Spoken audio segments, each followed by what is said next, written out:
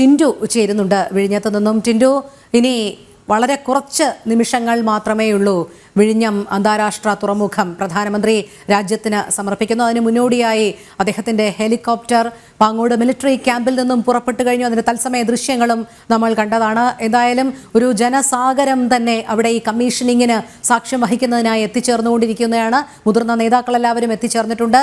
വേദിയും സദസ്സുമെല്ലാം അങ്ങനെ സജ്ജമായി കൊണ്ടിരിക്കുന്ന സാഹചര്യം. ഏറ്റവും ഒടുവിലായി അവിടെ നിന്ന് നൽകാൻ കഴിയുന്ന തത്സമയ വിവരങ്ങൾ.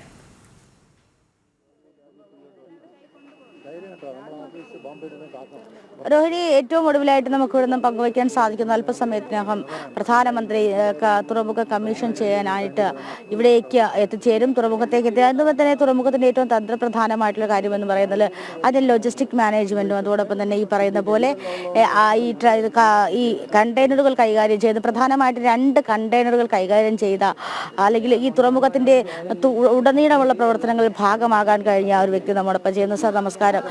ഈ ഏറ്റവും തുറമുഖത്തെ സംബന്ധിച്ചിടത്തോളം ഏറ്റവും തന്ത്രപ്രധാനമായതാണ് കണ്ടെയ്നറുകൾ കൈകാര്യം ചെയ്യുക എന്നത്. ഇപ്പോൾ എനിക്ക് ഇന്ന് വരുന്ന കപ്പലിലെ കണ്ടെയ്നറുകൾ നിങ്ങളുടെ കമ്പനിയിലേതാണ്. ഓക്കെ, അപ്പൊ എന്താണ് ഒരു തുറമുഖത്തെ സംബന്ധിച്ചിടത്തോളം ആദ്യം നമുക്ക് നരേന്ദ്രമോദി എന്ന കപ്പലിന് അതിനുശേഷം നമുക്ക് ഈ പറയുന്ന പോലെ ഈ കണ്ടെയ്നറുകൾ വിനിമയം ചെയ്യുന്നത്, അതിനെപ്പറ്റി എന്താണ് പറയുന്നത്?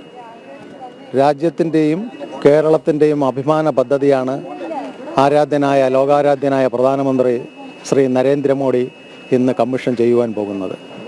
നമുക്കറിയാം, ഈ വന്നിട്ടുള്ള 268 കപ്പലുകളിലും വന്ന കാർഗോ മറ്റു ചെറിയ ഫീഡർ വെസലുകളിൽ വന്ന് വലിയ കപ്പലിൽ നിന്ന് ഈ ഷിപ്പ് ഷോർ ക്രെയിൻ ഉപയോഗിച്ചാണ് അതിലേക്ക് മാറ്റിക്കൊണ്ടിരുന്നിട്ടുള്ളത്. ഇനി വരുന്ന പദ്ധതിയുടെ പുതിയ പ്രോജക്റ്റും പുതിയ തൊഴിൽ സാധ്യതകളും പുതിയ വ്യവസായ സംരംഭങ്ങളും മോഡിജി തന്നെ പറഞ്ഞിട്ടുള്ള ആത്മനിർഭർ ഭാരത് എന്നുള്ള പദ്ധതിക്കാണ് ഇന്ന് അദ്ദേഹം സ്വിച്ച് ഓൺ കർമ്മം ചെയ്ത് സ്പീച്ച് ചെയ്യുവാൻ പോകുന്നത്.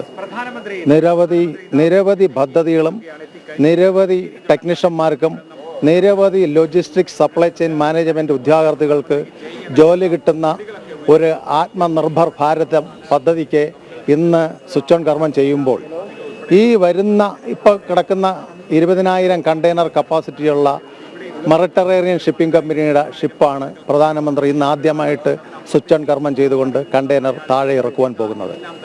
അപ്പോൾ ഈ ഇത്രയും കാലം 268 കണ്ടെയ്നറുകളിൽ ട്രാൻസ്ഷിപ്മെൻറ്റ് ചെയ്തിട്ടുള്ളത് ഒരു കപ്പലിൽ നിന്നും മറ്റ് ചെറിയ കപ്പലിലേക്ക് മാറ്റിക്കൊണ്ടു പോകുന്ന ഒരു സംവിധാനമാണ് ചെയ്തിട്ടുള്ളത്.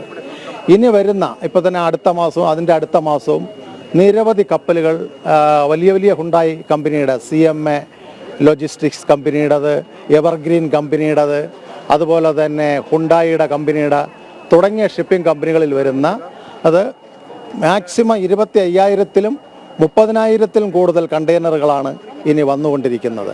അപ്പോൾ അത്തരത്തിലുള്ള ഒരു സംരംഭ പദ്ധതിയാണ് ആരാധ്യനായ പ്രധാനമന്ത്രി ഇന്നിവിടെ തറക്കല്ലിടുവാൻ സ്വിച്ച് ഓൺ കർമ്മം ചെയ്യുവാൻ പോകുന്നത്. നിരവധി ജോലി സാധ്യതകൾക്കും നിരവധി സംരംഭകർക്കും വ്യവസായികൾക്കും ഇവിടെ തുടങ്ങുവാൻ കഴിയും. ഇപ്പോൾ ഉദാഹരണം, ഞാനൊരു സംരംഭകനാണ്. ആ ഒരു സംരംഭകൻ തുടങ്ങുവാൻ കാര്യം നമ്മളെല്ലാം പ്രധാനപ്പെട്ട ഇതിലേക്ക് കടക്കേണ്ടതുണ്ട്. നമ്മളെല്ലാവരും പ്രതീക്ഷയോട് കാത്തിരിക്കുന്ന പ്രധാനമന്ത്രി നരേന്ദ്രമോദി വിഴിഞ്ഞത്തേക്ക് എത്തിയിരിക്കുന്നു എന്നതാണ് ഏറ്റവും പ്രധാനപ്പെട്ട കാര്യം. അദ്ദേഹം ഹെലികോപ്റ്റർ മാർഗം വിഴിഞ്ഞത്തേക്ക് എത്തിയിരിക്കുന്നു.